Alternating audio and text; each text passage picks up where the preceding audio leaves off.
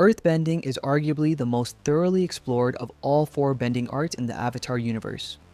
And across the shows, comics, and novels, we've been introduced to a wide range of earthbenders, not just in terms of skill level, but also in how they uniquely approach manipulating the element. In this video, we'll be breaking down the different kinds of earthbenders and ranking them across 5 distinct levels. Keep in mind, even though we'll be ranking earthbenders across 5 levels, each tier has its own internal sub-ranking, with some benders ranking slightly higher than others within the same level. At level 1, we have the rock slingers. Since benders of prodigious talent are often featured at the forefront of Avatar stories, it's easy to forget that most benders are actually very straightforward and limited in their bending. Earthbenders included. Most earthbenders who appear briefly throughout both series fall into this level. Their combat style leans heavily on basic earthbending abilities, like hurling rocks and raising simple defensive walls, with decent strength and little variation in how they use the element. Even the royal guards as well as the frontline Earth Kingdom soldiers were so limited in ability and suffered enough defeats to land them at this level, especially the royal guards. Their combat prowess didn't go beyond launching huge rocks at Team Avatar in unison, with zero creativity in their coordinated attacks. Now imagine how much weaker they are individually. Not really surprising how they got easily folded by an army of small children. Some other earthbenders I would rank at this level are benders like the Canyon Guide, Haru, and his father Tyro. Obviously, earthbenders of this level aren't capable of any of the subskills. Moving on to level 2, we have the Earth Brawlers. While level 2 benders still possess relatively basic skill, they rank higher due to their sheer overwhelming strength. These guys are usually buff and rely on power-driven attacks as their main fighting style, focusing more on overwhelming their opponent, with their attack timing driven mostly by instinct rather than waiting and listening. Benders like the Boulder along with Hippo, Shinfu, and Gao all fit in this level. The Boulder displayed impressive strength in every one of his matches. The Hippo was strong enough to rattle the entire ring. Shinfu showed immense power bending those massive rocks at Toph. But even with all of that strength put together, they were no match for 12-year-old Toph because unlike her, they had no grasp of neutral jing, which is one of the major ingredients to earthbending mastery. Level 3, the skilled earthbenders. Earthbenders of this rank are able to display considerable strength just as much as they demonstrate proficient skill.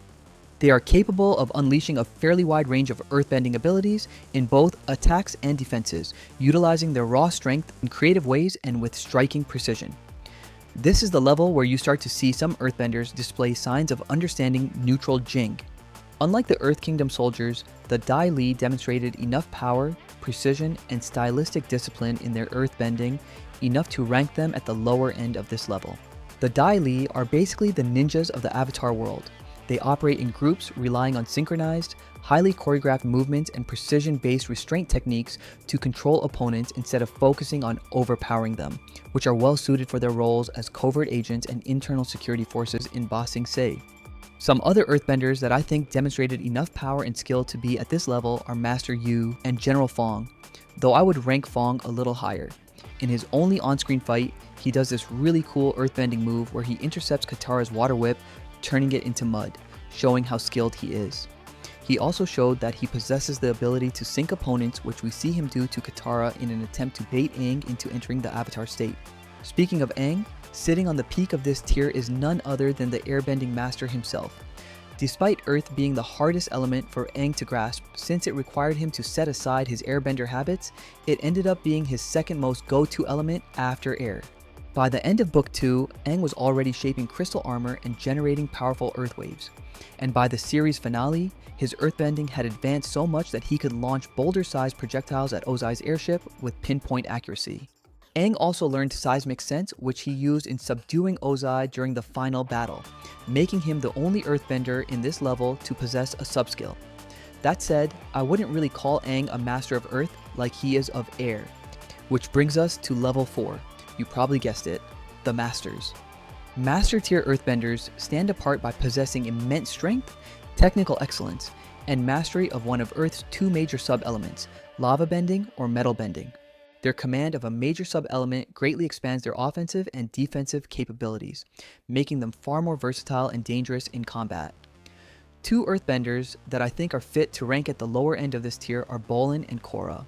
Though I think they possess roughly the same overall skill level, in terms of base earthbending, Bolin and Korra have almost completely opposite styles. Bolin favors a fast, light-footed approach to earthbending, focusing on precision and quick strikes. Korra's style is more aggressive and heavy. She treats earth almost like fire, prioritizing relentless offense over patience and defense. In terms of their proficiency with their respective sub-elements, I'd also rank them equally. Korra became a fairly proficient metal bender by the end of her series, and Bolin clearly grew very skilled in lava bending. That said, neither reaches the level of mastery shown by the benders placed above them. Which brings us to the middle tier of the master level, where we'll find the Beifong sisters. Both Lin and Suyin inherited their mother's prodigious talent. They are both highly skilled earthbenders in addition to being master metal benders. In terms of base earthbending, they're likely on the same level as Bolin and Korra, but with metal bending, they clearly rank higher. Unlike Bolin and Korra, who mostly rely on base earthbending and only tap into their sub-elements when the situation calls for it, Lin and Suyin transition seamlessly back and forth between earth and metal. Both sisters also bring decades of experience to their earthbending. Lin has decades of combat experience battling dangerous criminals as Republic City's police chief, fully integrating metal cables and retractable blades into her fighting style. Suyin spent years traveling and immersing herself in different cultures, which is reflected in her more fluid and resourceful bending style. It's often debated who's more powerful between the two, but I think it's a close call. While Lin may edge out in raw power, Suyin matches her through the creativity and adaptability of her bending. At the peak of the master tier sits Gazan and Kuvira. Aside from Yakon's courtroom feat, Gazan pulls off two of the most astonishing bending feats in the legend of Korra, bringing down the walls of Ba Sing Se, as well as destroying the northern air temple with his lava bending. Although he tends to rely heavily on lava bending, he also demonstrated exceptional strength and skill in base earthbending. He could effectively redirect a bombardment of attacks from Dai Li agents and was able to defeat Fire Lord Zuko in a one-on-one duel using standard earth projectiles. Gazan is to lava bending what Kuvira is to metal bending. On top of her being an exceptional metal bender, Kuvira is the only earthbender below level 5 that demonstrates a formidable command of neutral jing in her fighting style. Kuvira's first fight against Korra illustrates the earthbending lessons Bumi stressed to Aang. She meets Korra's aggression with level-headed focus, turning every opening to her advantage and striking with unmatched precision and speed. She clearly pulls from principles found in every other bending art. She moves with the fluidity of an airbender, her strikes land with the ferocity and precision of firebending, oftentimes with metal strips from her armor, and she often redirects her opponent's own force against them, a core tenet of waterbending, all while remaining grounded in the fundamental earthbending philosophy of waiting and listening. I also love how she constantly disrupts her opponent's footing, forcing them onto the defensive so she can further dictate the flow of the battle. Making this video, I kept going back and forth on who would win in a fight between her and Gazan, but now I've concluded she's taking the fight. She's definitely fast enough to hit him before he can produce enough lava, and one hit is all she needs to overwhelm him. She's just that good. And now we arrive at the final level of earthbenders, the legends. Legendary earthbenders are defined by extraordinary physical and technical prowess, mastery of several subskills, and a formidable grasp of neutral jing. Lower on this tier is King Bumi, whose solo liberation of Omashu from the Fire Nation is easily among the top 5 greatest non-avatar feats.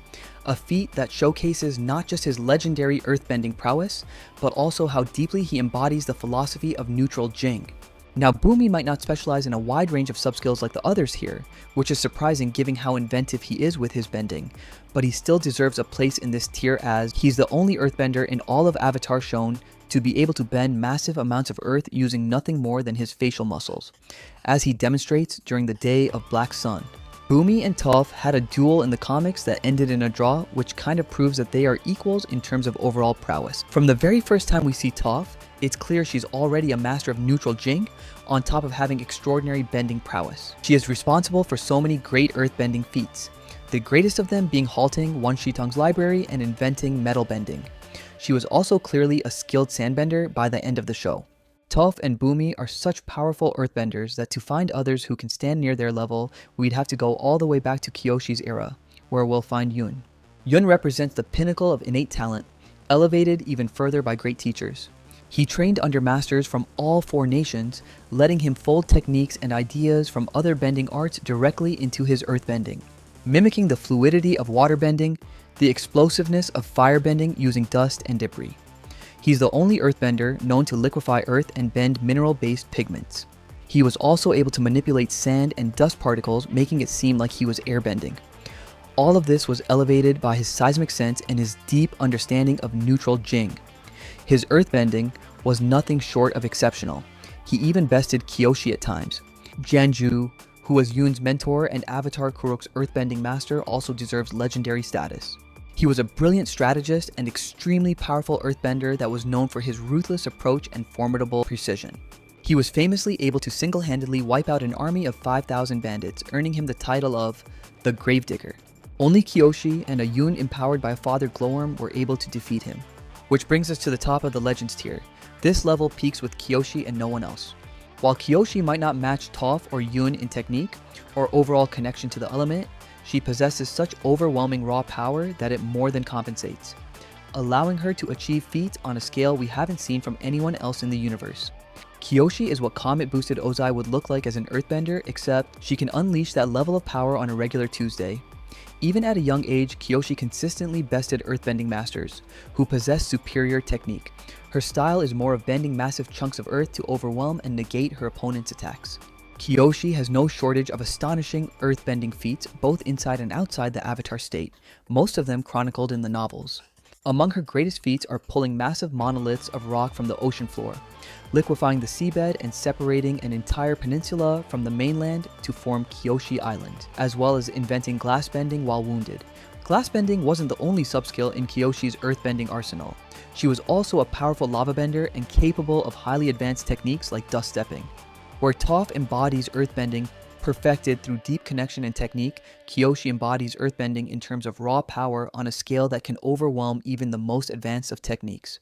And overall, I think she's definitely the greatest earthbender of all time. And that's it for the video, guys. Let me know what you guys think about this ranking in the comments.